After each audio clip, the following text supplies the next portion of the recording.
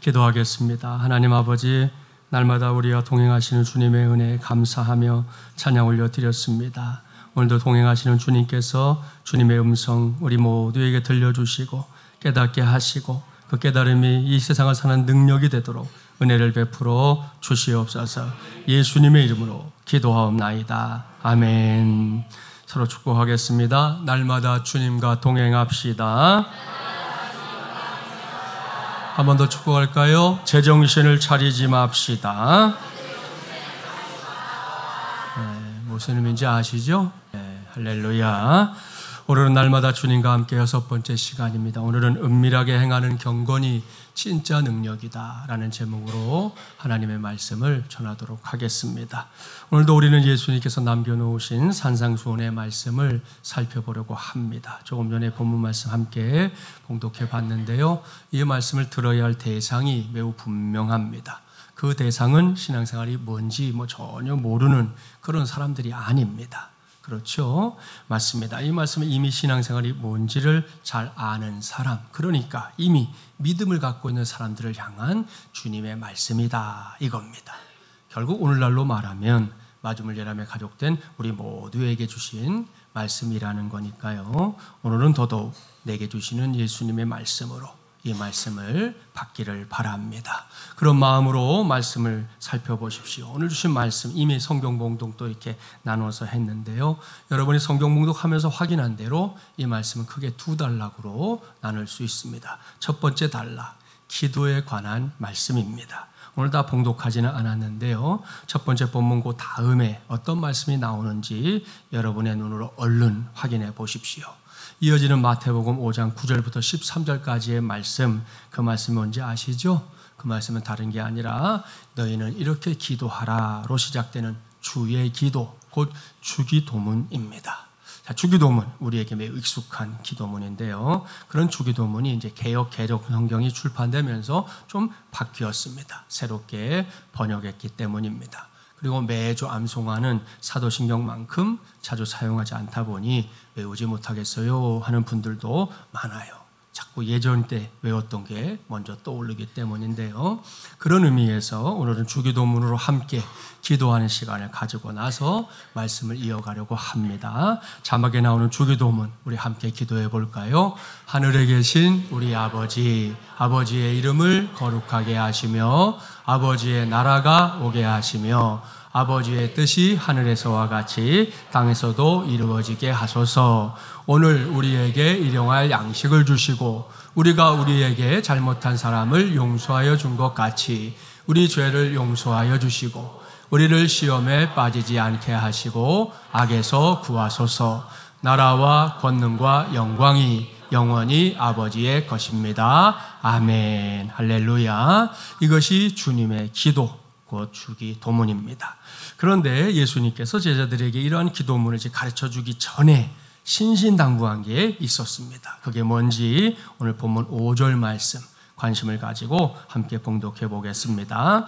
또 너희는 기도할 때에 외식하는 자와 같이 하지 말라. 그들은 사람에게 보이려고 회당과 큰 거리 어귀에 서서 기도하기를 좋아하느니라. 내가 진실로 너희에게 이르노니 그들은 자기 상을 이미 받았느니라. 아멘. 사랑하는 마주물예람 가족 여러분, 여기서 우리가 먼저 봐야 할 말씀은 기도할 때에 라는 말씀입니다. 제가 늘 말씀드렸지만 우리가 기도한다는 것은 정말이지 위대한 일입니다. 왠지 아시죠? 우리같이 연약한 인생들이 전능하신 하나님에게 연결되는 것, 그것이 바로 기도함이기 때문입니다. 이걸 조금 바꿔서 설명하면 기도한다는 것은 삶의 가장자리에서 삶의 중심으로 옮겨간다는 뜻인데요. 여기에 등장하는 삶의 중심, 그곳에 누가 계십니까?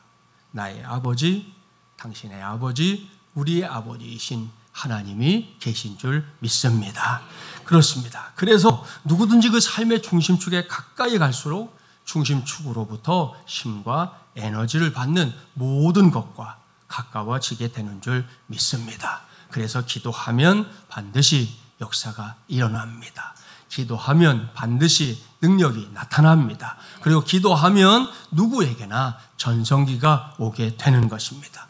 이것이 사실이기 때문에 스마트폰보다 기도가 더 좋은 7가지 이유를 여러분에게 소개합니다. 스마트폰은 매달 요금을 내면서 무료 통화 사용하시죠? 기도는 한 번 가입하면 평생 무료 통화. 얼마나 좋은지 몰라요. 두 번째, 스마트폰은 환경에 따라서 이 통화 성능이 결정나지만 기도는 성능이 워낙 좋아서 그야말로 어디에서나 가능합니다. 세 번째, 스마트폰은 공공장소에서 사용할 때 이렇게 눈치를 볼 때가 있지만 기도는 때와 장소를 가리지 않고 사용이 가능합니다. 네 번째, 스마트폰의 사용 내역은 각 통신사에 남아요. SKT, LG, KT 이렇게 남지만 기도의 사용 내역은 어디에 남아요? 하나님 나라 생명책에 남는 줄 믿습니다. 다섯 번째, 한 대의 스마트폰으로는 한 사람밖에 통화가 안 되지만 기도는 원하면 우리 모두가 한꺼번에 하나님과 통화할 수 있습니다. 여섯 번째, 스마트폰에서 침묵이 딱 되면 쓸데없는 상상을 하게 돼요. 이 사람이 지금 나하고 뭐 얘기하다가 마음이 상했나? 나한테 뭐 기분 나쁜 일이 있나? 이렇게 쓸데없는 상상을 하게 되잖아요. 근데 기도할 때의 침묵은 주님이 알아서 접수합니다. 마지막 7번째, 스마트폰의 업그레이드는 사람들의 관심을 받아요. 전화기 바꾸면 언제 바꿨어? 얼마 줬어? 그 성능이 뭐야? 이렇게 사람들에게 시선을 끌잖아요. 그러나 기도는 우리 하나님의 시선을 끌게 될 줄 믿습니다. 자, 그렇습니다. 제가 지난 금요일 저녁 금요 333 기도회 시간에도 스마트폰과 기도를 비교해서 잠시 말씀을 전했던 게 있었어요. 그건 지금 한국 사회에서, 아니 꼭 뭐 우리나라만이 아니라 아마도 전 세계적인 현상일 거다 생각하는데요. 그래도 범위를 좁혀서 한국 사회로 제한해서 말씀드렸어요. 그건 지금 우리나라에서 스마트폰 중독 혹은 스마트폰 증후군과 같이 새로운 사회적인 현상들이 큰 문제로 대두되고 있다 이거였습니다. 이게 무슨 말인지 뭐 설명하지 않아도 여러분이 이미 다 알고 있어요. 잠자는 시간을 제외하고는 모두들 스마트폰을 들여다보면서 산다. 이런 말이 있을 정도 아닙니까? 물론 저도 그렇고 여러분도 그렇고 분명히 정도의 차이는 다 있어요. 그걸 전제하고 반성하는 차원에서 말씀을 드리는 겁니다. 우리 모두가 온종일 스마트폰을 사용하는 그 열정의 반만이라도, 너무 많아요? 그러면 반만이라도 기도 생활에 쏟는다면 우리의 삶은 어떻게 될까요? 이 질문에 대답하는 거 고민할 것도 없고 두말할 것도 없습니다. 지금보다 훨씬 더 좋아질 줄 믿습니다. 지금보다 더 윤택해질 줄 믿습니다. 그러니 오늘 이 시간에 당장 나의 기도 생활 돌아보고 스스로 성찰하십시오. 그런 다음에는 이전보다 좀 더 많은 시간을 기도함에 투자하기를 바랍니다. 하나님께서 반드시 응답하실 줄 믿습니다. 이것이 기도, 이것이 기도함의 능력입니다. 이걸 명심하고 오늘도 성수주일하며 하나님을 예배하는 우리 모두가 2023년 무더운 이 여름을 기도함의 능력으로 살아가게 되기를 주님의 이름으로 축복합니다. 자, 여기까지는 아무런 문제가 없습니다. 그런데 우리가 그 다음으로 주목해야 할 단어에는 문제가 좀 있습니다. 아니, 문제가 많습니다. 그건 외식이라고 하는 단어인데요. 여기서 말씀하는 외식이 뭘까요? 요즘은 외식하면 제일 먼저 떠오르는 게 가족들이 집 밖으로 이렇게 나가서 맛있는 음식을 사 먹는 걸 떠올릴 겁니다. 그건 외식 이렇게 쓰거든요. 그렇다면 이것이 방금 봉독했던 말씀에서 예수님이 말씀하셨던 외식이냐? 아니죠. 여기서 예수님이 말씀하는 외식은 외식 저겁니다. 그러니까 박 외자는 똑같아요, 둘 다. 그런데 앞에 있는 외식은 먹을 식자죠. 그 다음에 하는 외식은 뭐예요? 꾸밀 식자거든요. 그렇습니다. 예수님이 말씀하신 외식은 두 번째 외식, 속이 아닌 바깥쪽을 치장하는 것을 의미합니다. 다른 말로 하면 거칠해 이렇게 말할 수 있겠죠. 헬라어 성경에서도 히포크리타이라고 하는 명사를 사용하고 있는데 이 단어의 뜻이 위선자입니다. 좀 더 쉽게 말하면 이중인격자 이런 의미가 되겠죠. 이어지는 말씀을 보세요. 거기에서 예수님께서 외식이라고 표현한 게 뭔지 우리가 바로 찾아낼 수 있을 겁니다. 그것은 주변 사람들에게 자기가 기도하는 사람이라는 걸 보여주려고 회당과 큰 거리 어귀에 서서 큰 소리로 기도하는 사람들의 모습입니다. 이건 당시의 종교 지도자들이 비일비재하게 행했던 경건의 모양이었습니다. 사람들은 그들의 모습을 보면서 하나같이 우와 대단하다, 야 저 사람 신앙 대단한데 이렇게 인정해 주었는데요, 예수님은 그러한 종교 지도자들의 경건을 가리켜 외식이라고, 위선자의 모습이라고 책망하고 있는 겁니다. 두 번째 단락으로 넘어갑니다. 이 말씀도 비슷한 맥락이에요. 두 번째 단락은 금식에 관한 말씀이죠. 보면 16절 함께 봉독합니다. 금식할 때에 너희는 외식하는 자들과 같이 슬픈 기색을 보이지 말라. 그들은 금식하는 것을 사람에게 보이려고 얼굴을 흉하게 하느니라. 내가 진실로 너희에게 이르노니 그들은 자기 상을 이미 받았느니라. 아멘. 성경에서 금식은 분명히 매우 귀한 경건의 행위로 꼽힙니다. 그도 그럴 것이 사람에게 먹는 거 얼마나 중요합니까?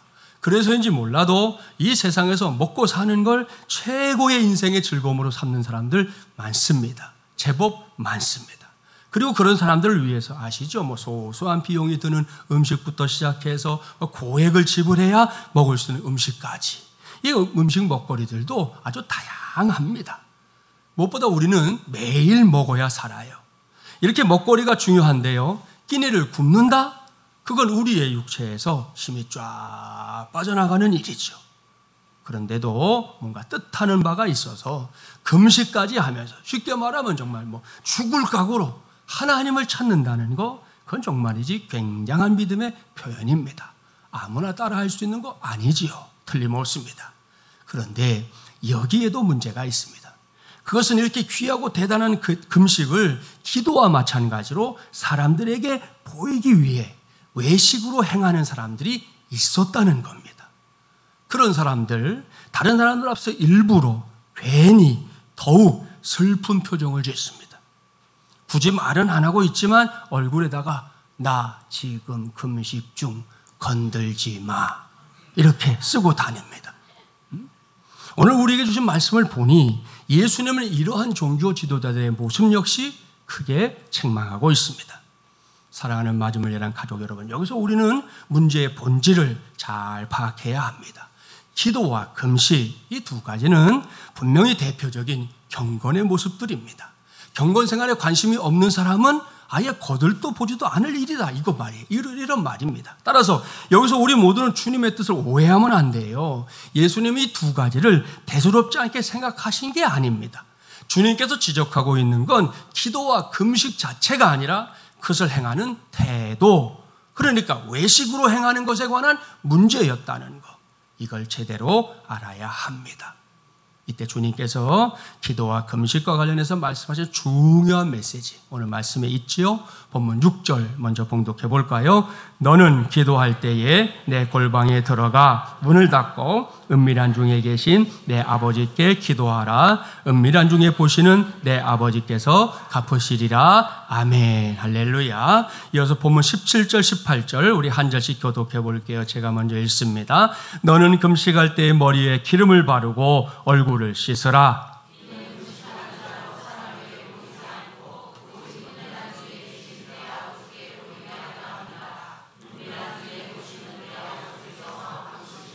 아멘. 할렐루야. 앞서 우리는 기도와 금식에 관한 말씀에 있어서 공통적인 주님의 경고 메시지 확인했었습니다. 그것은 외식이었죠. 그런데 이번에도 우리는 기도와 금식에 관한 말씀에 있어서 공통된 주님의 메시지를 확인할 수 있습니다. 그것이 무엇입니까? 그것은 은밀함입니다. 기도하되 어떻게 기도하라? 은밀한 중에 계시는 하나님께 기도하라 말씀하십니다. 금식하되 어떻게 금식하라? 마찬가지로 은밀한 중에 계신 하나님께 보이기 위해서 금식하라 말씀하십니다. 그리하면 하나님께서 어떻게 하신다? 은밀한 중에 보시는 하나님께서 응답하십니다. 할렐루야. 은밀한 중에 계시는 하나님께서 갚아 주십니다. 할렐루야. 이것이 사실이기 때문에 저는 오늘의 설교 제목을 은밀하게 행하는 경건이 진짜 능력이다, 이렇게 정한 겁니다. 믿습니까? 할렐루야. 그렇습니다. 사랑하는 여러분, 믿어야 합니다. 이 말씀은 주님의 말씀이니 반드시 믿어야 합니다. 그래서 은밀하게 행하는 경건을 통해 진짜 능력 있는 삶, 진짜 하나님의 능력을 드러내는 삶을 살아내기를 주님의 이름으로 축복합니다. 자, 여기서 이제 거꾸로 질문해 보려고 합니다. 예수님 당시의 종교 지도자들이 왜 그렇게 하나님 앞에서보다 사람들 앞에서 뭔가를 보이려고 외식에 해당하는 모습을 보였던 걸까요? 왜 그랬을까요? 복잡하게 생각할 게 없습니다. 그것은 사람들로부터 인정받고 싶은 욕구가 넘쳤기 때문입니다.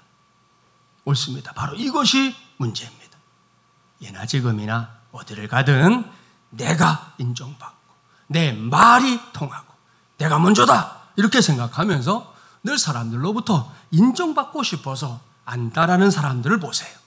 이런 사람들은 반드시 그리고 부득불 무리수를 두게 되어 있습니다.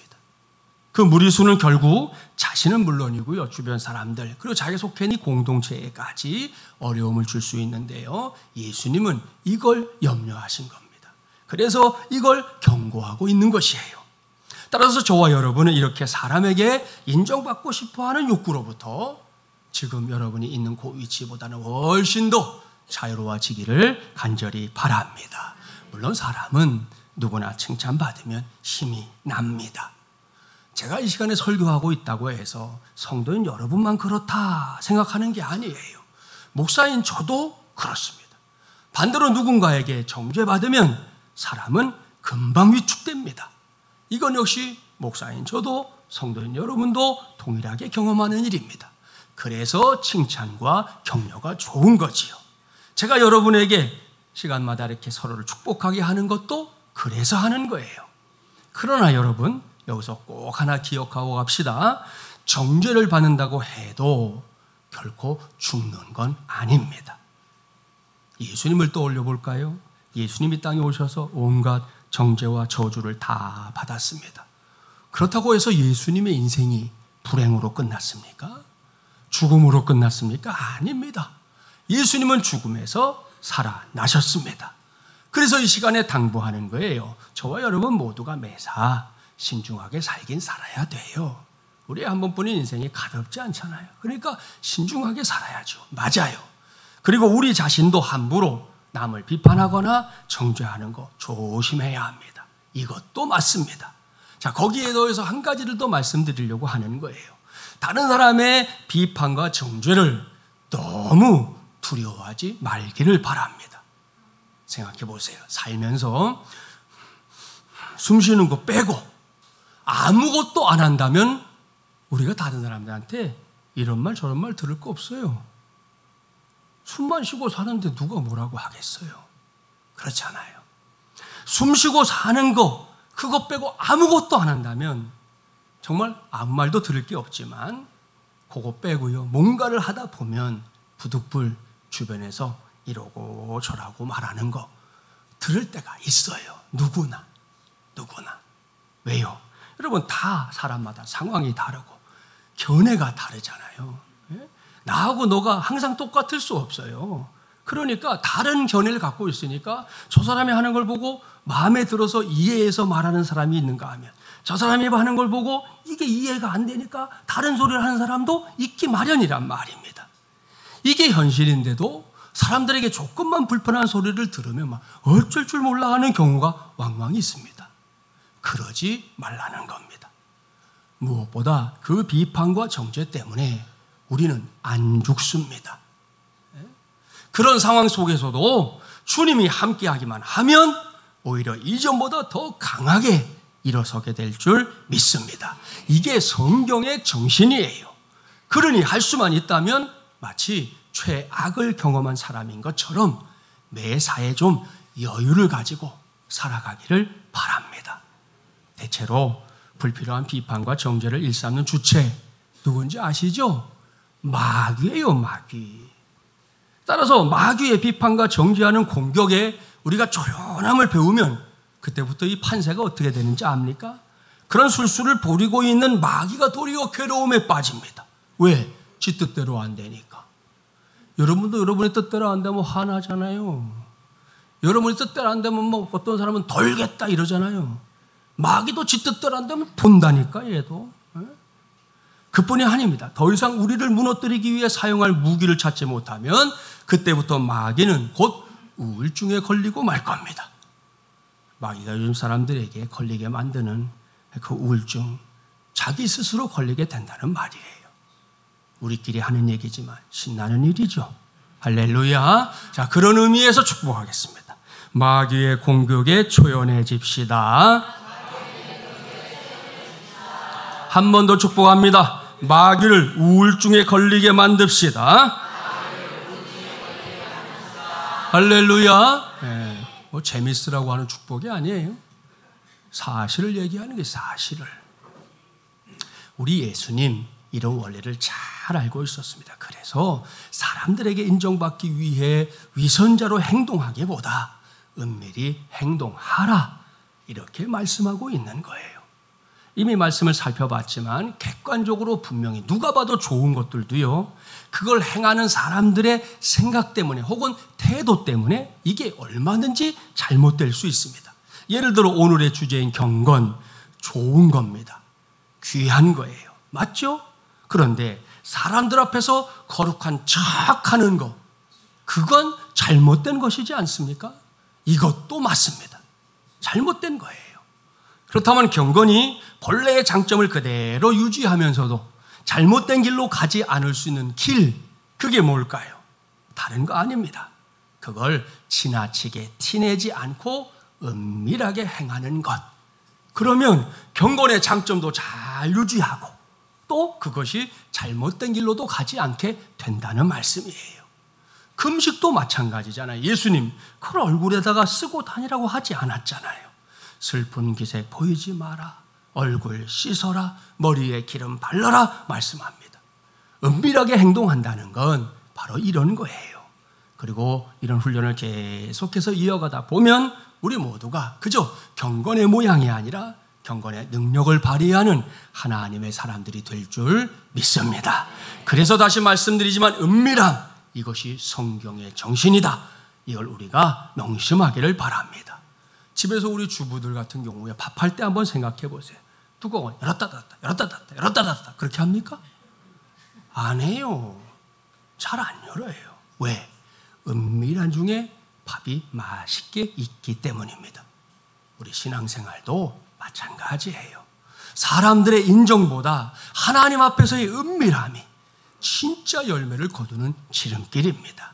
그러니 사람들에게 인정받고 싶다는 생각에 사로잡혀서 엉뚱하게 신앙생활 하지 말고요.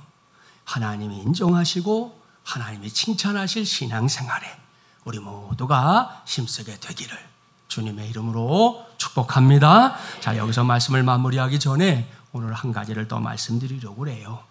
오늘날 우리가 살고 있는 세상은 우리에게 경쟁만이 살 길이다 이렇게 말하고 있습니다. 그래서 막 곳곳에서 얼마나 치열한 경쟁이 일어나고 있는지 모릅니다. 그리고 그 과정에서 아시죠? 반드시 웃는 자가 있는가 하면 우는 자가 있을 수밖에 없는데요. 여기서 뜬금없이 왜 이런 이야기를 하느냐 묻고 싶습니까? 그 이유, 사실 이것도 일종의 인정받고 싶은 욕구의 표현이기 때문입니다. 그래서 조금만 느슨해졌다가는 무슨 일이 일어날지 모르는 게 지금 우리가 살고 있는 세상인데요. 이러한 시대에도 우리 하나님의 메시지는 매우 분명합니다. 하나님이 우리에게 늘 말씀하시는 게 있어요. 그걸 이 시간에 여러분에게 공개하니까요. 꼭 귀담아 듣기를 바랍니다. 하나님이 저에게도 여러분에게도 늘 하시는 말씀, 그것은 하나님이 지으신 독특한 나 자신이 되라 이겁니다. 그렇습니다. 하나님이 만드신 모든 창조물에는 분명히 확실히 자기만의 영광이 있어요. 그리고 그러한 창조의 목적대로 살아갈 때만 그곳에 영광이 임하는 겁니다. 자, 이것도 예를 들어 보지요. 제가 이 시간에 사용하고 있는 이 태블릿은 쉽게 휴대하고 다니면서 문서 작성도 하고 인터넷 등등을 할 수 있도록 이렇게 만들어졌어요. 물론 이걸 가지고 필요할 때 책받침으로도 쓰거나 혹은 갑자기 날아다니는 파리를 보고 파리채로도 쓸 수 있겠죠. 쓸 수 있어요. 자, 그런데 여러분 그렇게 사용하면 이 태블릿은 제대로 사용하는 게 아닙니다. 여러분 얘가 말을 못해서 그렇지 말을 할 줄 안다 그러면 지가 책받침대로 쓰이고 파리채로 쓰일 때 가만히 있을 것 같아요? 아니요. 말합니다. 그거 내가 할 일 아닌데요. 그거 왜 나한테 하게 하죠? 분명히 말한다는 거예요. 왜? 태블릿이 그렇게 사용되는 건 자기가 만들어진 목적이 아니기 때문입니다. 이 말은 태블릿이 자기의 영광을 누리지 못하게 만든 것이다. 이런 말과 똑같은 말이에요. 그렇습니다. 모든 사물은 자기에게 주어진 목적대로 쓰임받을 때 그때에만 거기에 영광이 임합니다. 자, 펜은 글을 쓸 때, 등불은 어둠을 밝힐 때, 마이크 소리를 낼 때, 에어컨 무더위를 식혀줄 때, 그럴 때 사용해야 얘네들도 영광이 임하는 거예요. 인간도 마찬가지입니다. 우리 각자에게 주어진 영광이 다 따로 있어요. 그리고 각자에게 주신 은사를 따라 살 때 저에게도 여러분에게도 하나님의 영광이 임할 줄 믿습니다. 그런데 세상을 보십시오. 세상은 자꾸만 우리에게 넘버원이 되라고 다그칩니다. 부모님들도 눈만 뜨면 다그치고, 선생님들도 눈만 뜨면 다그치고, 인생의 선배들 사방팔방에서 자꾸만 우리에게 넘버원이 되라고 다그치는 시대입니다. 하지만 저도 여러분도 이미 다 알고 있어요. 넘버원이 되는 게 쉬워요? 쉽지 않다는 거 우리 다 알아요. 그렇습니다. 넘버원은 누구에게나 허락된 자리가 아니에요. 단지 소수의 사람만이 누릴 수 있는 특별한 자리죠. 오늘 주신 말씀에 등장하는 이 외식을 밥 먹듯이 하는 사람들, 바로 그런 사람들이 한 번뿐 인생에서 넘버원을 꿈꾸는 사람들일 가능성이 매우 높습니다. 그러나 전능하신 하나님, 위대하신 하나님, 창조주 하나님의 품에 저도 여러분도 푹 안겨보십시오. 세상에서 우리가 자주 듣는 그 소리, 너 넘버원 되라, 이런 소리 전혀 들리지 않습니다. 장담합니다. 전혀입니다. 전혀 들리지 않습니다. 그렇습니다. 하나님은 단 한 번도 우리에게 넘버원이 되라 이렇게 말씀한 적이 없습니다. 하나님이 우리에게 말씀하시는 게 뭔지 압니까? 너는 only one이 되라, 이걸 말씀해요. 풀어서 말하면 세상 천지에 딱 하나밖에 없는 너 자신이 되라, 이게 하나님의 음성이에요. 누구처럼 될 것도 없고 누구를 흉내낼 필요도 없고 누구인 척할 필요 없는 나, 바로 나 그게 되라는 거예요. 하나님은. 여러분, 이것이 얼마나 놀라운 복음입니까? only one, 이건 그야말로 아주 쉬운 일이에요. 또한 남녀노소 누구나 할 수 있는 일이에요. 우리 교회 같으면 꼬이교회 친구들 비롯해서 교회 학교에 속한 친구들에게만 해당하는 걸까요? 아니에요. 그 친구들은 말할 것도 없고 우리 실버교회에 속하는 어르신들 모든 분들도 누구나 할 수 있는 일이라는 말씀입니다. 요즘 많은 사람들이 잘 사는 길 찾잖아요. 그래서 유행하게 된 말, 우리 사회에서도 웰빙입니다. 예? 잘 사는 게 뭐냐 들어봤죠? 자, 이 말은 육체적, 정신적 건강의 조화를 통해서 행복하고 아름다운 삶을 추구하는 걸 다 통칭해서 웰빙 그러는 거예요. 자, 그 과정에서 반드시 해야 될 게 뭔지 압니까? 나만의 고유함을 찾는 것이에요. 자기만의 독특함을 가지고 사는 거, 그것이 한 번뿐인 우리 인생을 가장 잘 사는 길이다. 이걸 지금 저 바깥 세상도 알고 있다는 말입니다. 이와 관련해서 세계적인 프리마돈나였던 그 소프라노 홍혜영 씨가 남긴 말을 하나 소개할게요. 오페라 가수로 성공하기 위해서는 자기만의 소리를 찾아야 한다. 자기에게만 있는 고유의 소리를 찾아야 같은 노래를 불러도 특별함이 전달된다. 그저 남을 흉내내려 하기에 대성하지 못하는 것이다. 그렇게 말했습니다. 무슨 말인지 아시겠죠? 언제나 최상의 가치는 자기만의 독특성을 가지고 나올 때 가능하다는 말입니다. 사랑하는 마주물리란 가족 여러분, 이것이 하나님께서 태초에 이 세상을 처음으로 창조하셨던 태초에 인간을 창조하실 때 저와 여러분 우리 속에 일일이 장착해 주신 창조의 디자인이에요. 그래서 넘버원이라는 사실은 이건 문제가 많아요. 왜? 넘버원은 무엇보다 자꾸 비교를 통해서 내려진 평가거든요. 그래서 언제나 중심이 내가 아니고 남이에요. 남들이 인정해 주기 때문에 뿌듯해하고 남을 이겼기 때문에 신바람 나고, 이것이 넘버원을 추구하는 사람들의 마음 자세입니다. 그러니 인정받으면요 멀쩡했던 사람이 금방 교만해지고 2단, 3단, 4단 보세요. 왜 그렇게 돼요? 사람들이 너무 인정해 주니까 배는 게 없어. 하루아침에 지가 하나님 되는 거예요. 인정받지 못하면 그때부터는 또 심각하게 낙심합니다. 이것이 넘버원을 추구하는 인생의 제일 큰 문제죠. 제일 큰 고민거리입니다. 그런데 감사하게도 우리에게는 이에 대한 확실한 처방전이 있다는 거죠. 그것은 하나님이 내게 주신 독특함을 가지고 살아가는 것입니다. 그런 관점에서 오늘 주신 말씀을 정리해 보세요.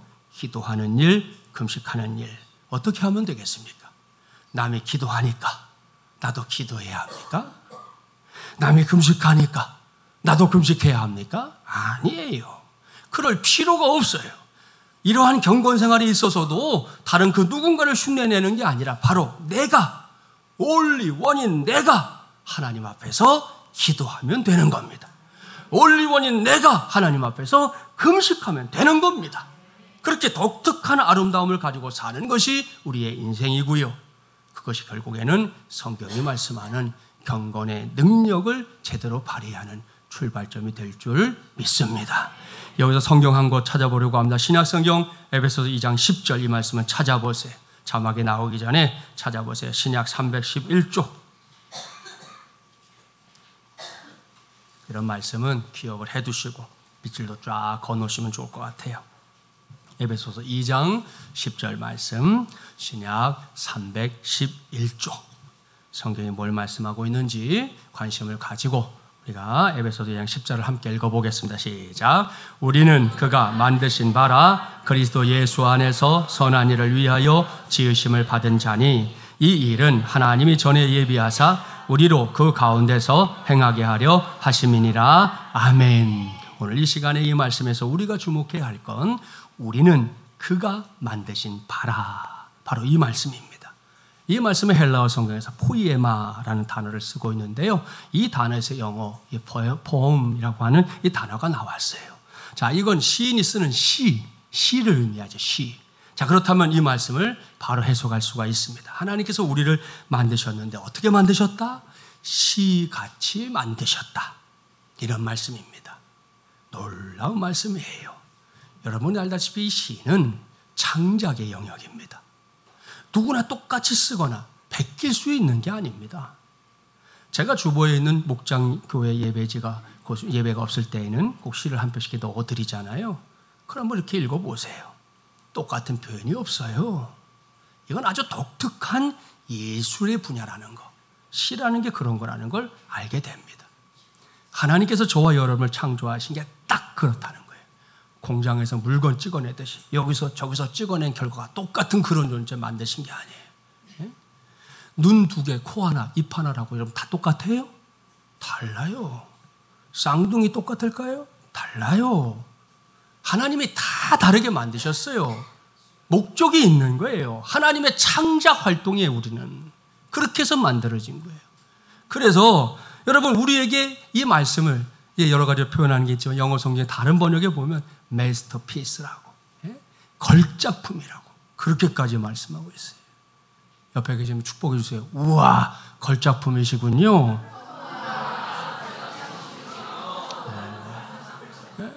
여러분 한 분 한 분이 그렇다는 거예요.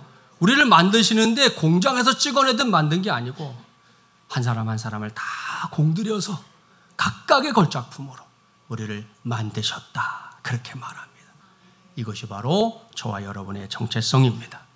이제는 확실하게 아셨죠? 그러니까 기도하든 금식하든 그 밖에 어떤 경건의 삶을 산다고 할지라도 모든 삶의 방향을 세상이 아닌 하나님께 두기 바랍니다. 그러면 넘버원보다 올리원인 내가 더 빛납니다. 확실하게 빛납니다. 더불어서 하나님께서 친히 응답하시고 친히 갚아주시는 보너스 인생 살게 될 줄 믿습니다. 말씀을 맺겠습니다. 은밀하게 행하는 경건이 진짜 능력이다. 이것이 예수님의 말씀이에요. 그러니 오늘 이후 이것을 우리 맞춤을 위한 교회, 우리 공동체의 정신이 되게 합시다. 우리가 하나님의 나라를 위해 각자에게 맡겨진 사명을 감당하면서 꼭 사람들의 인정을 받아야 하는 건 아닙니다. 이 말을 오해하지는 마세요. 당연히 우리 공동체 속에 칭찬도 있고 응원도 있어야 합니다. 제가 늘 축복하기를 좋아하는 목사라는 것도 기억해 주세요. 앞으로도 우리는 그렇게 해야 돼요. 그거 하지 말라는 게 아니에요. 하지만 그 모든 것은 어디까지나 우리에게 힘을 더해주는 거기까지만, 거기서 딱 끝나야 합니다. 거기서 끝나야지 그것들이 우리를 교만하게 만들거나 우리를 망가뜨리면 안 된다 이거예요. 그러니 칭찬하든 응원하든 무조건 하나님 앞에서 합시다. 특별히 올리원인 내가 하나님 앞에서 감당할 수 있는 경건 제대로 감당하기를 바랍니다.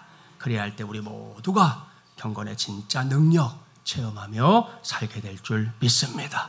오늘 이후 그러한 믿음의 역사를 더욱 능력 있게 감당해내는 저와 여러분, 그래서 하나님의 걸작품이라는 걸 증명해내는 우리 모두가 되기를 주님의 이름으로 간절히 축원합니다. 기도합시다. 전능하시고 자비로우신 하나님 아버지, 오늘도 우리 모두가 하나님의 말씀에 귀를 기울이게 하시니 감사합니다. 이 시간 우리 모두가 은밀하게 행하는 경건이 진짜 능력이다 하는 주님의 말씀 들었습니다. 이 말씀에 귀를 기울이고 듣고 깨달은 우리 모두가 앞으로는 기도함이든 구제함이든 그 모든 것의 목표를 하나님의 인정을 받는 데에 두게 하여 주시옵소서. 지금 우리가 사는 세상이 온통 사람들에게 인정받기 위해 안다라는 세상이 됐지만 우리 성도들만큼은 그러한 인생과 결이 다른 인생, 결이 다른 신앙생활에 더욱 힘쓰게 하여 주시옵소서. 하나님 아버지, 오늘도 세상은 끊임없이 우리에게 넘버원이 되라고 속삭이고 있습니다. 전에는 그러한 속삭임에 속아 넘어간 적도 있었던 것이 우리입니다. 하지만 오늘 그것이 우리의 정체성이 아니라는 사실 분명하게 알았습니다. 이제는 우리 모두의 정체성이 올리원에 있는 줄 믿습니다. 세상 천지 딱 하나밖에 없는 너 자신이 되라. 우리 모두에게 들려주신 이 말씀 마음판에 단단히 새기고 모든 경건 생활을 사람 앞에서가 아니라 하나님 앞에서 감당하며 살게 하여 주시옵소서. 그래서 매사 진짜 경건의 능력을 발휘하는 우리 모두가 되게 하여 주시옵소서. 이 모든 말씀 우리의 주님 예수 그리스도 이름으로 간절히 기도하옵나이다. 아멘.